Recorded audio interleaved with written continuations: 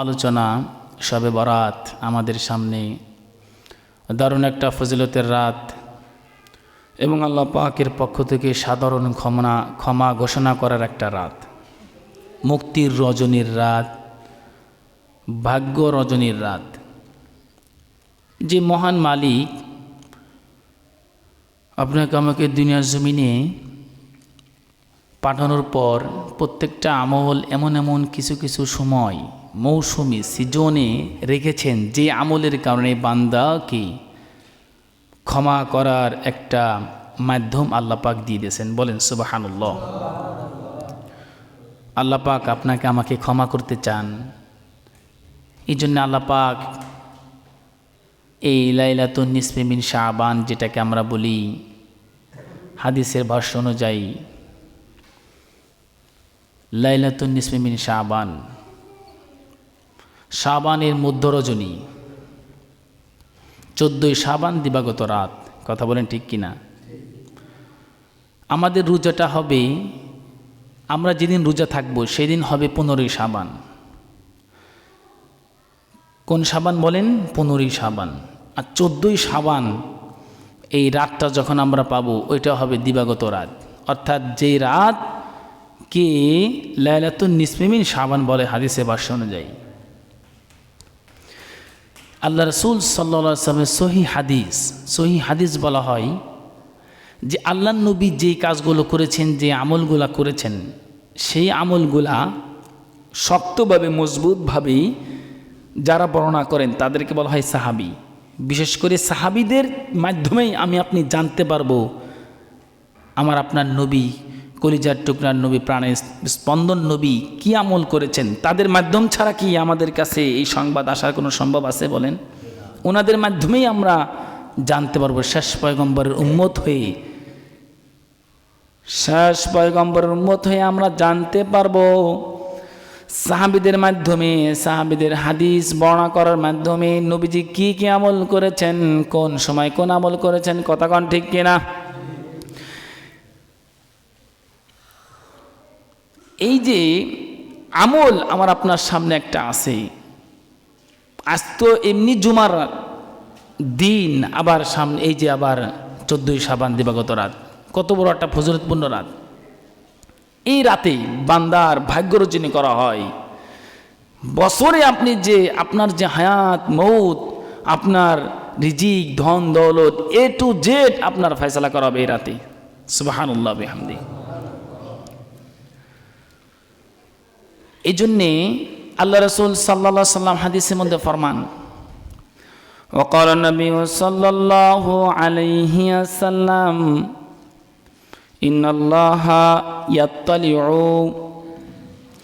ইল্লা খালকিহি ফি লাইলাতিন নিসফি মিন শাবান ফায়াগফির লি জামিই খালকিহি ফায়াগফির লি জামিই খালকিহি ইল্লা মুশরিকিন আও মুশাহিন। আল্লাহ নবী বলতেছেন, যখন তোমরা দিবাগত রাত্রে, যখন 14ই শাবান দিবাগত রাতে যখন তোমরা উপনীত হয়ে যাও, তোমাদের ওই মুহূর্তে তোমরা রোজা রাখো, রাতের বেলা ইবাদত করো। ফাকুমু লাইলাহা ওয়া সুমু নাহারাহা, রাতের বেলায় তোমরা ইবাদত করো, দিনের বেলায় তোমরা রোজা রাখো। এবং এই রাতটা এমন একটা দামি রাত, এমন একটা মূল্যবান ফজিলতপূর্ণ রাত, পয়গম্বরের মাধ্যমে আপনাকে আমাকে জানাই দিতেছেন, মেসেজ দিতেছেন। আল্লাহর পয়গম্বর বলে দিতেছেন, আল্লাহ পাক রব্বুল আলামিন বান্দাকে এই রাতে মাফ করার জন্য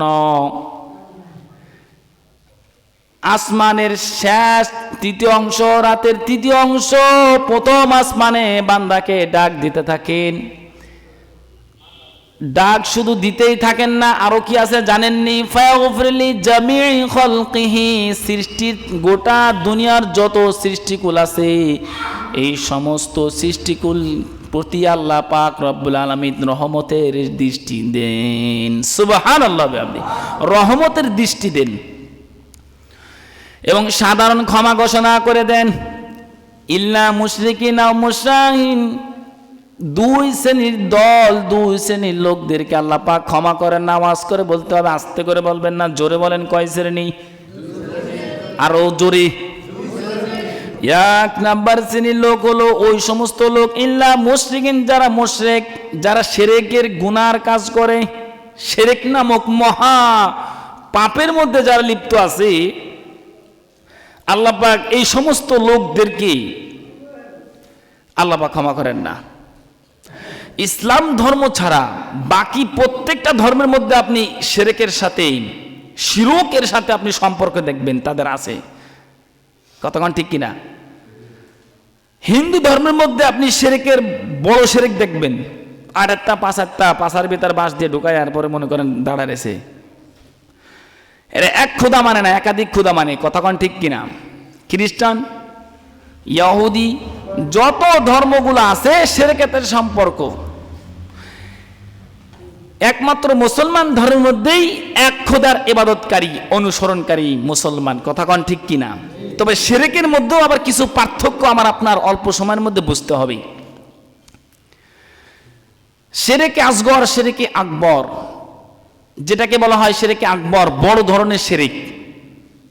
আর শিরকে আসগর হলো ছোট ধরনের শিরক, যে আল্লাহর থেকে হয় না, বলে মানুষের থেকে আপনি চাইবেন বাবা আমাকে সন্তান দেন, বাবা আমাকে বরকত দেন।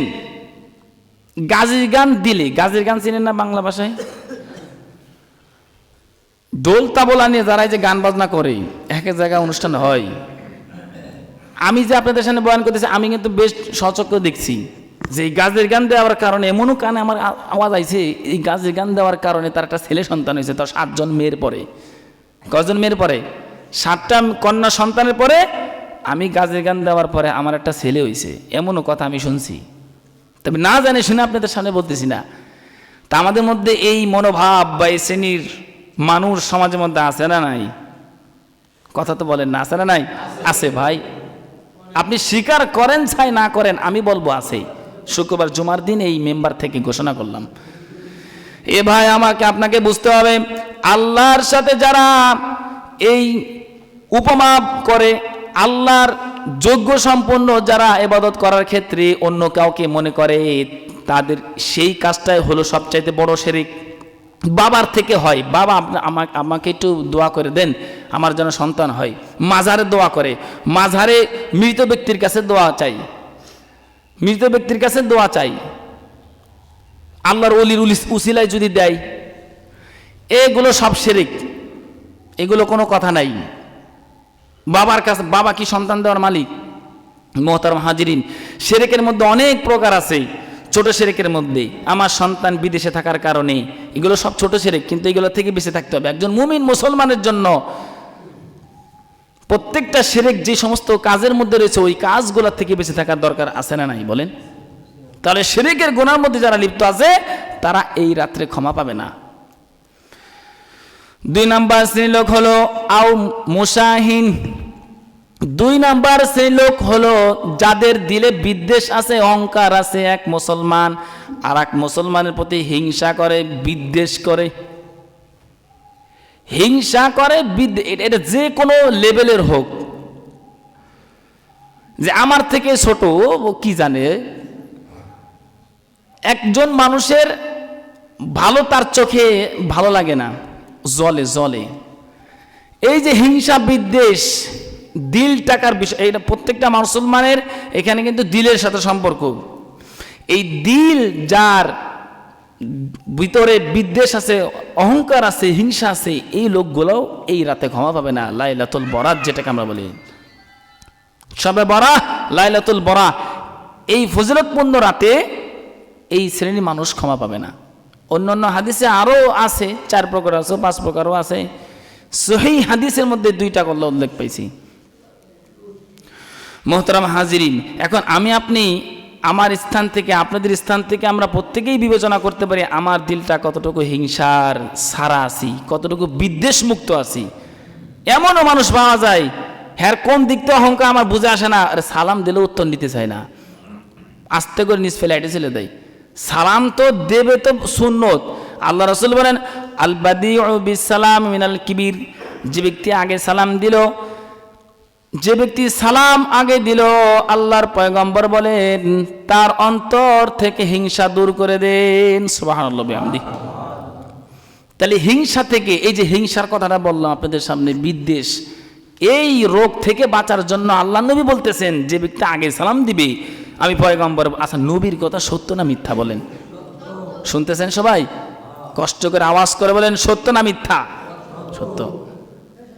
100%-এর মধ্যে 100% সত্য। সালাম তো দেয় না, আবার দেখা যায় দিলেও আর নিতে চায় না।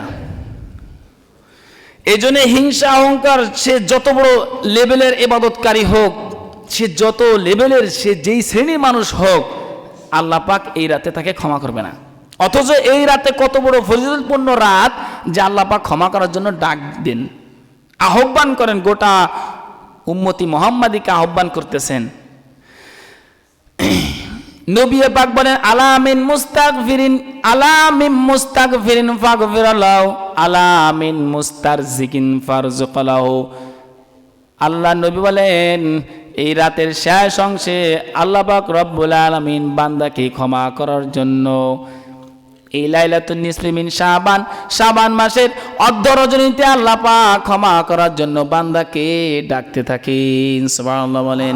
আলামিন মুস্তাগফিরিন ফাগফিরালাহু, আলামিন মুস্তারজিকিন ফারজুকালাহু। আল্লাহ পাক রব্বুল আলামিন বান্দার রিজিককে বাড়িয়ে দেওয়ার জন্য বান্দাকে ডাকতে থাকেন। সুবহানাল্লাহ বিহামদিহি। আচ্ছা, রিজিকের পেরেশানির জন্য নিজের স্ত্রী, বিবাল বাচ্চা, আত্মীয় স্বজন দেশের মাটি ত্যাগ করে চলে যায় বিদেশের মাটিতে, কতক্ষণ ঠিক কিনা? সেই রিজিক আল্লাহ পাক বৃদ্ধি করে দেবেন এই সেই রাত, শবে বারাহ, লাইলাতুল বারাহ যেটাকে আমরা বলি, ভাগ্য রজনীর রাত। এখন আমি আপনি কি ঘুমায়া কি কাটাইলে কি এই রাতের ফজিলত পাবো বলেন? না মুহতারাম হাজিরিন, সেটা পাবো না। যদি সম্ভব হয় রোজাটা রাখার চেষ্টা করবেন, আমারও নিয়ত আছে। তবে না রাখলে কোনো গুনাহ নাই যে হুজুর সব জায়গায় শুনতেছে এই রোজা থাকতে হবে, না। যারা 3টা রোজা রাখতে পারবেন তাদের 2টা ফায়দা। 1 নম্বর, শবে বরাতে রোজাও রাখা যাবে, নবীজির উপর একটা আমল, নবীজি তো দোনোটাই আমল করেছেন। মাসে যে 3টা রোজা রাখে, আয়ামে বীজের রোজা বলি আমরা, এই 3টা রোজারও আপনার রাখা হয়ে গেল। মাসিক যে 3টা রোজা নবীজি রেখেছেন 13, 14, 15, আবার আপনি ওই শবে বরাতে রোজাও আপনার রাখা হয়ে যাবে 3টা রোজা রাখলেই। যদি চান আপনি একটা রোজা রাখতে পারেন, কোনো সমস্যা না, রাখতে পারেন। একদিক দিয়ে প্রশ্নের উত্তর আশা করি পেয়ে গেছেন। আর এক দিক দিয়ে আসেন নামাজের ক্ষেত্রে, যে হুজুর কোন কোন সূরা দিয়ে আমরা নামাজ পড়ব? 12 রাকাত নামাজ পড়তেই হবে, শবে বরাত বলতে কোনো নামাজ নাই। কথা একটাই, আপনি নফল নামাজ পড়েন, নিয়ত করেন যে আল্লাহ আমি নফল নামাজ পড়তেছি, 2 রাকাত করে নামাজ পড়েন। ইবাদত করার যে এটা একটা রাত, এটা আল্লাহ রাসূল সাল্লাল্লাহু আলাইহি সাল্লামের সহধর্মিনী উম্মাহাতুল মুমিনিন, উম্মুল মুমিনিন হযরত আয়েশা রাদিয়াল্লাহু তাআলা আনহা দেখতেছেন একদিন রাতে এমন ইবাদত করতেছে নবীজি, এমন সেজদা লাগাইছে, এই সেজদা দেওয়ার কারণে সময়ের পর সময় চলে যাইতেছে, সেজদার তার উঠতেছে না, নড়াচড়া বন্ধ হয়ে গেছেন। এবার আয়েশা রাদিয়াল্লাহু তাআলা আনহা চিন্তা করতেছেন নবীজি কি মারা গেলেন? তাই চিন্তা করতে এত লম্বা সেজদা দিয়েছে, কোনো নড়াচড়া নাই, তা আস্তে করে যে খোঁজা মারছে। পরে নামাজ শেষ করার পর নবীজি বলতেছেন, ও আয়েশা তুমি কি মনে করছো? তখন আয়েশা রাদিয়াল্লাহু তাআলা আনহা উত্তর দিলেন, ওগো নবীজি আমি তো মনে করছি আপনি মারা গেছেন, তো আপনি এত ইবাদত কেন করতেছেন? তখন নবীজি উত্তর দিলেন, এটা সহিহ হাদিস, নবীজি উত্তর দিলেন যে এই লাইলাতুন নিসফি মিন শাবান, শাবানের অর্ধ রজনী, দিবাগত রাত, এই রাতে আল্লাহ পাক রব্বুল আলামিন সমস্ত সৃষ্টিকুলকে ক্ষমা ঘোষণা করেন। সুবহানাল্লাহ বিহামদিহি। কয় শ্রেণীর লোক সেটা তো বলেই গেলাম, কি বলেন? শুনছেন না সবাই? তো মুহতারাম হাজিরিন, ইবাদত করার ক্ষেত্রেও হাদিস পাওয়া গেল, রোজা রাখার ক্ষেত্রেও হাদিস পাওয়া গেল, কোনো সমস্যা নাই। আমলের ক্ষেত্রে আপনি করতে পারেন, না করলে কোনো সমস্যা নাই। এবার আসেন নামাজের ক্ষেত্রে, বলতেছিলাম এই সূরা দিয়ে ওই সূরা দিয়ে 3 বার সূরা ইখলাস, 4 বার সূরা ইখলাস, হ্যাঁ অমুক রাকাতে তমক, এইগুলো কোনো কিছুই না। আমরা সাধারণভাবে একাকী সুন্নত নফল কি বলেন নামাজ পড়ি না ভাই? এই নামাজগুলো আমরা যেরকম পড়ি আমরা ওইভাবেই পড়ার চেষ্টা করব। তবে 2 রাকাত করে নামাজ পড়েন। আপনি নফল নামাজ যেই নিয়তে পড়েন, তো নিয়ত থাকবে যে আমি নফল নামাজ পড়তেছি, শবে বরাত উদ্দেশ্য আমি নামাজ পড়তেছি আল্লাহ 2 রাকাত 4 রাকাত আল্লাহু আকবার, এইটা করেন না। তারপরে বলতেছিলাম এই নামাজ